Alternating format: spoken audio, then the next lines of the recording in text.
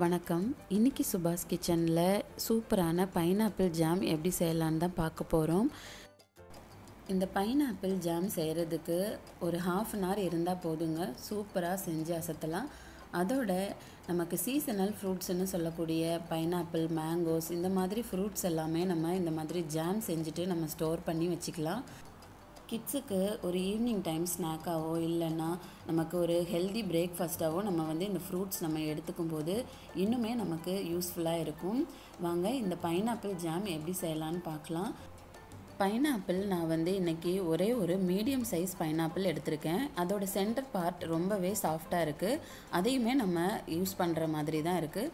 எல்லாத்தையுமே நம்ம இந்த மாதிரி ஒரு மீடியம் க்யூப்ஸாக நம்ம கட் பண்ணி எடுத்துக்கணும்.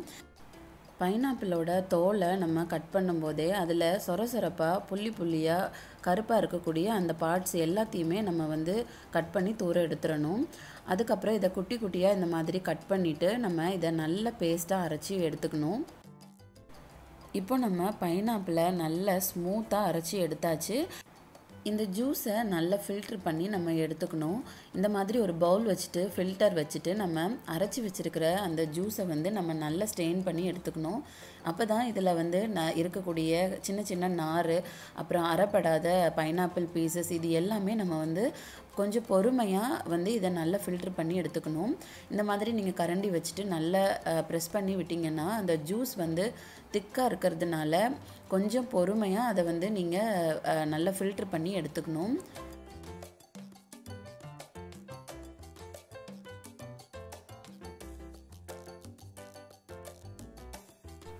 உங்களுக்கு தேவைப்பட்டால் கொஞ்சமாக தண்ணி கூட ஆட் பண்ணிவிட்டு இதில் நல்லா ஃபில்ட்ரு பண்ணி எடுத்துக்கலாம். உங்களுக்கு கடைசியாக பார்க்கும்போதே தெரியும் இதில் இருக்கிற அந்த ஃபைபர், அப்புறம் சின்ன சின்ன துண்டு இது எல்லாமே சேர்ந்து நம்ம ஃபில்ட்ரு பண்ணி எடுக்கும்போது நமக்கு ஒரு ஸ்மூத் பேஸ்ட் நமக்கு கிடைக்கும். இந்த பைனாப்பிள் ஜூஸ் தான் நம்ம ஜாம் செய்கிறதுக்கு நம்ம யூஸ் பண்ண போகிறோம். பைனாப்பிள் ஜூஸ் நம்ம ரெடி பண்ணியாச்சு. இப்போ நம்ம இந்த ஜாம் எப்படி செய்யலான்னு பார்க்கலாம். ஒரு பேனில் நம்ம ஒரு 3/4 கப் அளவுக்கு சுகர் எடுத்திருக்கேன். இந்த 3/4 கப் அளவுக்கு சுகருக்கு 3/4 கப் அளவுக்கு நான் தண்ணியும் சேர்த்துட்டு இதை நல்லா கொதிக்க விடணும். அதை நல்லா கலந்து விட்டுக்கோங்க. நான் இன்றைக்கி ஒரு மீடியம் சைஸ் பைனாப்பிள் எடுத்துருக்கிறதுனால ஒரு 3/4 கப் அளவுக்கு சுகர் எடுத்திருக்கேன். உங்களுக்கு அந்த ஜாமோட அந்த கன்சிஸ்டன்சிக்கு எவ்வளவு சுகர் தேவையோ அந்த அளவுக்கு நீங்கள் சேர்த்துக்கலாம். இது நம்மளோட விருப்பம்தான். உங்களுக்கு ரொம்ப சுகர் வேணும் அப்படின்னு நினைக்கிறவங்க இன்னும் கூட நீங்கள் 1 கப் அளவுக்கு சுகர் சேர்த்துக்கலாம். இப்போ சுகர் நல்லா கரைஞ்சிருச்சு. இந்த ஸ்டேஜில் நம்ம அரைச்சி வச்சுருக்கிற அந்த பைனாப்பிள் ஜூஸை இதில் சேர்த்துடலாம். சுகர் நான் நல்லா மெல்ட் பண்ணிவிட்டு அதுக்கப்புறமா ஜூஸ் ஆட் பண்ணியிருக்கேன்.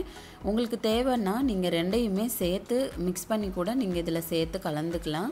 இப்போ நல்லா அந்த சுகர் கூட சேர்ந்து அந்த ஜூஸ் மிக்ஸ் பண்ணியாச்சு. இதை நல்லா நம்ம கொதிக்க விடணும். ஒரு 5 நிமிஷம் கழித்து பார்த்திங்கன்னா அந்த ஜூஸ் நல்லா கொதிச்சிருக்கும். நம்ம ஸ்மூத்தான பேஸ்ட் மாதிரி நம்ம அந்த பைனாப்பிள் ஜூஸ் நம்ம சேர்த்துருக்கிறதுனால இந்த மாதிரி மேலே நுரை சேர்ந்து வரும். இதை நமக்கு தேவையில்லை. அதை நம்ம தூர ரிமூவ் பண்ணி எடுத்துடணும்.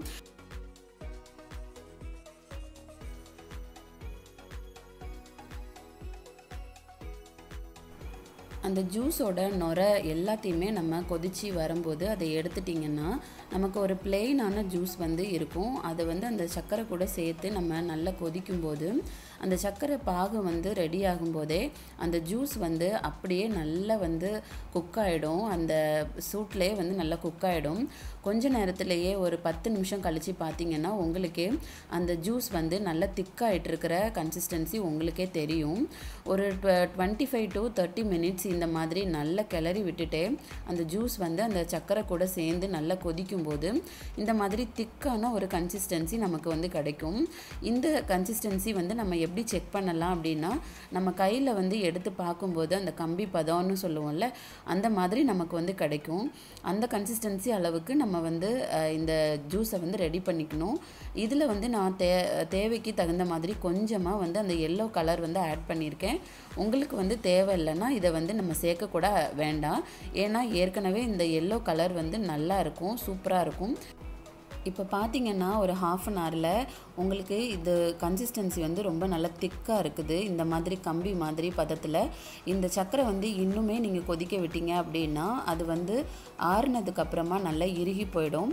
அந்த கன்சிஸ்டன்சி இல்லாமல் அதுக்கு முன்னாடியே நம்ம வந்து இதை ஸ்டவ்வை ஆஃப் பண்ணிவிட்டு நீங்கள் இதை வந்து அப்படியே ஆற விட்டுடலாம்.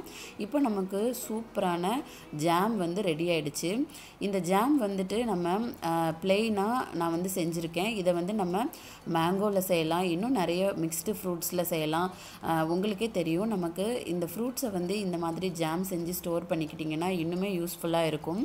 கிட்ஸுக்கு வந்து ஈவினிங் டைம் ஸ்நாக் இல்லைன்னா நமக்கு ஒரு சூப்பரான ஹெல்தி பிரேக்ஃபாஸ்ட்டு நமக்கு வேணும்னா இந்த மாதிரி நம்ம சட்டுன்னு செஞ்சு அசத்தலாங்க. இந்த டேஸ்ட் வந்து ஜாம் டேஸ்ட் வந்து பிடிக்காத கிட்ஸ் இருக்க மாட்டாங்க. என்னோட இந்த ஈஸி ரெசிபி நீங்களும் ட்ரை பண்ணி பாருங்கள், உங்களுக்கும் பிடிக்கும் நம்புகிறேன். என்னோட சேனலில் இன்னும் நிறைய யூஸ்ஃபுல் ரெசிபீஸ் நிறையவே இருக்குதுங்க. அதையும் பார்த்து என்ஜாய் பண்ணுங்கள். பிடிச்சிருந்தா லைக் அண்ட் சப்ஸ்கிரைப் பண்ணுங்கள். நண்பர்களுக்கு நன்றி.